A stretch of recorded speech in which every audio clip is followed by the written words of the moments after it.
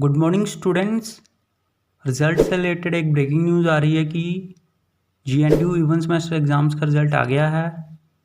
तो जिन जिन क्लासेस का रिज़ल्ट आया है वो हैं MA sports psychology second semester fourth semester, MA international relations second semester fourth semester, MSc exercise and sports philosophy second semester fourth semester, MSc sports biomechanics second semester fourth semester.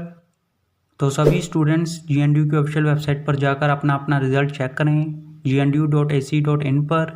All the best सभी students को। उम्मीद है कि आप सबका result बहुत ही अच्छा आया होगा और सभी स्टूडेंट्स पास होंगे। तो जैसे ही किसी और क्लास का या फिर किसी सेमेस्टर का रिजल्ट आता है तो हम आपको बता देंगे। तब तक इस वीडियो को लाइक कर दो, शेयर कर दो, चैनल सब्सक्राइब कर दो और बेल आइकन जरूर प्रेस कर देना। Thank you.